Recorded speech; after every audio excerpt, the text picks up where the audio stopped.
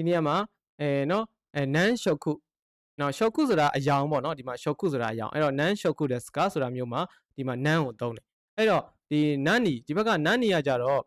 nani ကို 食べますかဘာကိုစားမှာလဲဘာကိုစားမလဲဆိုတာမျိုးတွေဟုတ်ပြီနော်အဲ့တော့ nani ကို見ますかဘာကိုကြည့်မှာလဲnani iro desu kaဘာအယောင်လဲဟုတ်ပြီနော်အဲ့တော့ဒီမှာဘာအယောင်လဲအဝါလားအနီလားအပြားလားအောင်မေးတာဒီဘက်မှာဆို nan shoku ဆိုတာဘယ်နှစ်ယောင်လဲလို့မေးတာအယောင်ဘယ်နှစ်ခုလဲလို့မေးတာ nan shoku desu ka ဟုတ်ပြီနော်မတူဘူးနော်အဲ့ဒီဘက်မှာဆိုရင် nani de ikimasu ka ဘာဖြင့်သွားတာလဲဆိုတာမျိုးကို nani de နဲ့သုံးခဲ့တယ်ဟုတ်ပြီနော်အဲ့ဒါဆိုရင် nan desu ka နဲ့ nani desu ka နဲ့မတူဘူးပေါ့နော်ဟုတ်ပြီနော်အဲ့ဒါဆိုရင်သတိထားမယ်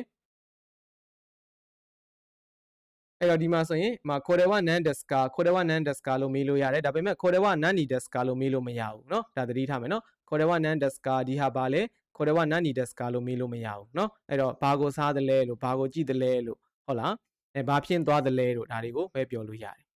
ဟုတ်ပြီเนาะနောက်တစ်ခုကတော့ day เนาะ day ဒီနေရာပြသုံးတယ်ပေါ့เนาะအဲ့တော့ဒီနေရာရဲ့နောက်မှာဒီမှာနေရာเนาะနေရာရဲ့နောက်မှာအဲ့တော့နောက်က back ကပါလေလှုပ်ဆောင်မှုပြတဲ့ action ကိုပြတဲ့ क्रिया တွေလာမယ်အဲ့တော့ depato de kaimasu အဲ့တော့အနာတာဝါဒုတ်ကိုတဲ့ဘယ်နေရာမှာခိုးကြကိုခိုင်းမしたကဘယ်နေရာမှာလက်ဖက်ရည်ကိုဝယ်ခဲ့တာလဲအဲ့တော့ depato de ခိုးကြကိုခိုင်းမしたကုန်တိုင်းမှာလက်ဖက်ရည်ကိုဝယ်ခဲ့တယ် depato de ခိုင်းမしたကုန်တိုင်းမှာဝယ်ခဲ့တယ်ဟုတ်ပြီနော်အဲ့တော့ဘာနော်ဘယ်မှာဝယ်ခဲ့တာလဲကုန်တိုင်းမှာဝယ်ခဲ့တယ်ဟုတ်ပြီနော်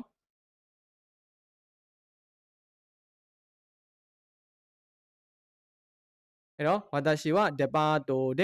紅茶を買いましたあの店ဆိုတော့あの店အဲ့ဒီဆိုင်ပေါ့နော်あの店で紅茶を買いました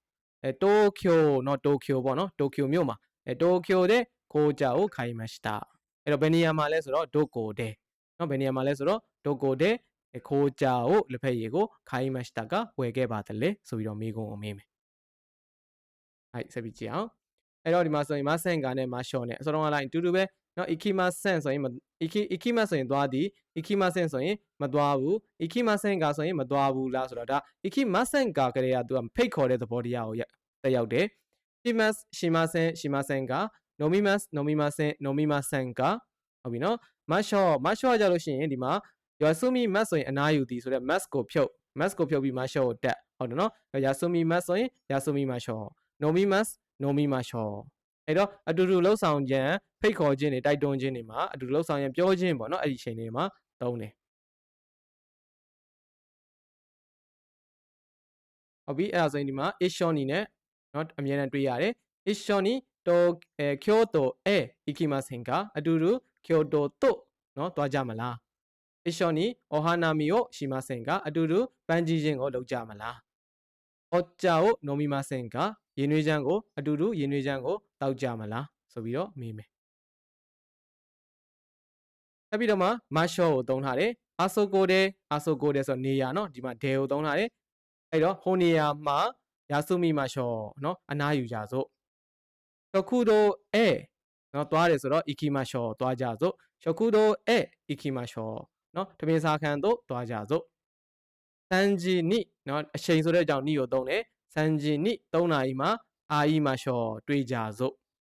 ဆိုတဲ့ပုံစံလေးဖြစ်တယ်အဲ့ဆိုရင်ဒီနေရာမှာတခုရှင်းပြချင်တာလေးကဒီမှာဆိုရင်တို့အာအီမတ်နဲ့ဒီမှာနိအာအီမတ်နဲ့เนาะဒါလေးနည်းနည်းလေးပေါ့နော်အဲ့တော့ဘယ်လိုလဲဆိုတော့ဒီမိသားဆန်တို့အာအီမတ်ဆိုတာက A နဲ့ B ဒီမှာเนาะ A နဲ့ B ဒီအတူတူ CR တွေ့တယ်ပေါ့ဒီမှာဆိုရင်မိသားဆန်နှင့်အတူတွေ့တယ်တခုခု R ဆိုတဲ့ဘာသာပြန်ထားတယ်အဲ့တော့မိသားဆန်တို့အာအီမတ်ဆိုတဲ့သဘောတရားဒီသဘောတရားကိုတက်ရောက်တယ်ဟုတ်ပြီနော်အဲ့တော့ဟုတ်ပြီနော်အဲ့တော့ဒီမှာအဲ့တော့ဆရာတို့ကအခုဘာကိုသုံးရမှာလဲဆိုတော့နိအာအီမတ်เนาะ A နဲ့ B ကတွေ့တာเนาะဒီမှာ A နဲ့ B ကတွေ့တာအဲ့တော့မိသားဆန်နဲ့တွေ့မယ်တွေ့သည်အဲ့တော့ဆရာတို့သုံးရမှာကနိအာအီမတ်ကိုသုံးမယ်ဟုတ်ပြီနော်အဲ့ဆိုဘယ်မှာတွေ့မှာလဲဆိုတော့ဒုကိုဒဲအာအီမတ်ကဘယ်မှာတွေ့မှာလဲဆိုရင်ဒုကိုဒဲအာအီမတ်ကအဲ့တော့နေရာမှာတွေ့တယ်ဆိုတော့အေခီဒဲအာအီမတ်ရှောအေခီဒဲအာအီမတ်ရှောဟုတ်ပြီနော်အဲ့တော့နေရာဆိုကြတဲ့ကဒီမှာဒဲနော်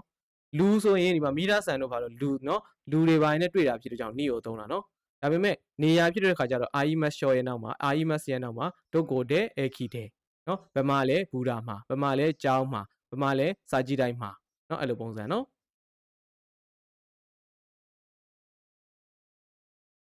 အဲ့တော့ Renshu B ကိုကြည့်အောင်အဲ့ဒီမှာဆိုရင် Radio ကို Kikimas Radio ကို Kikimas เนาะသူကဒီမှာ Radio နားထောင်တယ်ဟုတ်လား Radio ကို Kikimas ဟုတ်ပြီเนาะအဲ့ဒါဆိုဒီမှာဆိုရေတောက်တယ်ရေကိုတောက်တယ်စာအုပ်ကိုဖတ်တယ်စာကိုရေးတယ်ဓာတ်ပုံကိုရိုက်တယ်ဆိုတာတွေကိုရေးပေးရမှာဖြစ်တယ်လေ့ကျင့်ရမှာဖြစ်တယ်နောက်တစ်ခုကတော့ Tobacco ဆိုイマスかTobacco ဆိုイマスかဆေးလိပ်ကိုတောက်သလားတဲ့အဲ့တော့မတောက်ဘူးဆိုတော့ A ရဲ့ဆိုイマせんမတောက်ဘူးဆိုတော့ A ရဲ့ဆိုイマせんဟုတ်ပြီเนาะအဲ့ဒါဆိုရင်အဲ့ဒီအတိုင်းပဲ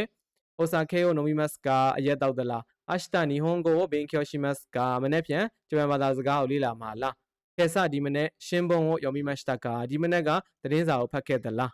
昨日の晩မနေ့ရက်ညကテレビを見ましたか TV ကိုကြည့်ခဲ့သလားအဲ့တော့ E ရဲ့နဲ့ high နဲ့စကားပြောဖြည့်ပေးရမှာဖြစ်တယ်ဒီမှာဆိုရင်ခါイマスဝယ်သည်ခါဘန်အိတ်ကိုဝယ်တယ်အဲ့ဆိုရင်ナニを買いますかဘာကိုဝယ်တာလဲナニを買いますかဘာကိုဝယ်တာလဲအဲ့တော့ဒီナニရဲ့နေရာမှာခါဘန်ကိုထည့်လိုက်ဟုတ်လားဘာဝယ်လဲဆိုတော့ခါဘန်ကိုဝယ်တယ်ဆိုတော့ナニရဲ့နေရာမှာခါဘန်ကိုအစားသွင်းလိုက်ခါဘန်ကို買いますအဲ့ဒီအတိုင်းပဲဒီမှာမေကွန်တစ်ခုအဖြေတစ်ခုเนาะပုံစံဖွဲ့ပေးရမှာဖြစ်တယ်ဟုတ်ပြီเนาะ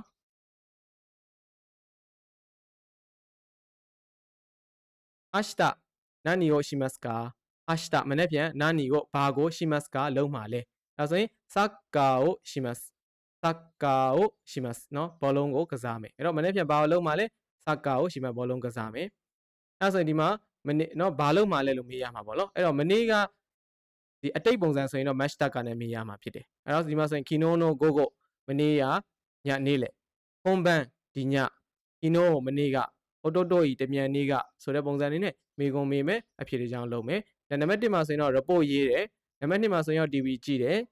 ဒီမှာဆိုရင်တော့စာလေးလာတယ်ဒီမှာဆိုရင် department ကုံတိုက်ကိုသွားတယ်ကုံတိုက်တို့သွားတယ်ပေါ့နော်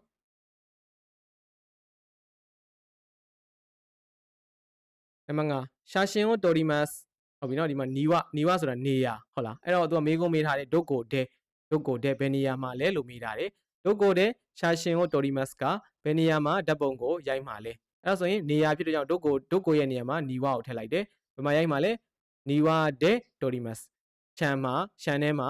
ရိုက်မှာဆိုတဲ့အဓိပ္ပာယ်ဖြစ်တယ်ပေါ့နော်အဲ့တော့ဒီမှာ写真をဆိုတာကမထည့်ထားတော့ဘူးဘာလို့လဲဆိုတော့မေးခွန်းမှာသူက写真をဖြည့်တဲ့ကြောင့်ဖြည့်တဲ့လူကလည်းပဲဓာတ်ပုံရိုက်မယ်ဆိုတာကိုနားလည်ပြီးသားဖြစ်တယ်အဲ့ဆိုရင်ဒီမှာမီရာဆန်နီအာယီမတ်မီရာဆန်နဲ့တွေ့မယ်ဘယ်မှာလဲဘူရာမှာတွေ့မယ်ဤလူကိုဟောင်းဒါပဲမတ်နော်နေ့လည်စာကိုစားမယ်ဘယ်မှာလဲခိုင်းရှာနိုရှုခုတိုနော်ကုမ္ပဏီရဲ့နေ့လည်သမင်းစားခန်းမှာကီယူနီကိုခိုင်းမစတာနော်ကီယူနီကိုနော်နွားနိုကိုဝယ်ခဲ့တယ်ဘယ်ကဝယ်ခဲ့တာလဲစူပါနော်စူပါမားကတ်က日本語を勉強しましたဂျပန်ဘာသာစကားကိုလေ့လာခဲ့တယ်နော်ဘယ်မှာလေ့လာခဲ့တာလဲ大学နော်တက္ကသိုလ်မှာလေ့လာခဲ့တယ်ဟုတ်ပြီနော်အဲ့တော့မေကွန်ပုံစံတစ်ကြောင်းအဖြေတစ်ကြောင်းလေ့ကျင့်ရမှာဖြစ်တယ်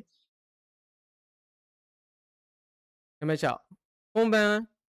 何をしますかဒီညဘာကိုလုံးမှာလဲတဲ့အဲ့တော့うちで宿題をしますအိမ်မှာအိမ်စာကိုလုံးမယ်それからCD ကို聞きます CD ကိုနားထောင်မယ်အဲ့ဒါဆိုရင် तू ကလှုပ်ဆောင်ချက်ကပါလဲနှစ်ခုရှိတယ်အဲ့ဆိုရင်ပုံဝင်ကြည့်မယ်ဆိုရင် तू ကအိမ်မှာစာလေးလာတယ်နော်ဒီမှာမြားလေးထိုးထားတယ်ပြီးရင်ပါလဲတရှင် CD ကိုနားထောင်တယ်ဟုတ်တယ်နော်အဲ့ဆိုရင်ဆရာတို့ကမေးခွန်းတစ်ကြောင်းမေးမယ်အဖြေတစ်ကြောင်းအဲ့ဒါဆိုရင်ဒီမှာဆိုရင် ashta ဟုတ်လားမနေ့ပြန်ဘာလုံးမှာလဲလို့မေးမယ်မနေ့ပြန်ဘာလုံးမှာလဲနော်ဒီနေရာနော်ကုမ္ပဏီမှာအလုပ်လုပ်မယ်ဆိုတဲ့ကာလပြီးနောက်ပါလဲဂျပန်ဘာသာစကားကိုလေ့လာမယ်ဟုတ်တယ်နော်ဒီမှာဆိုရင်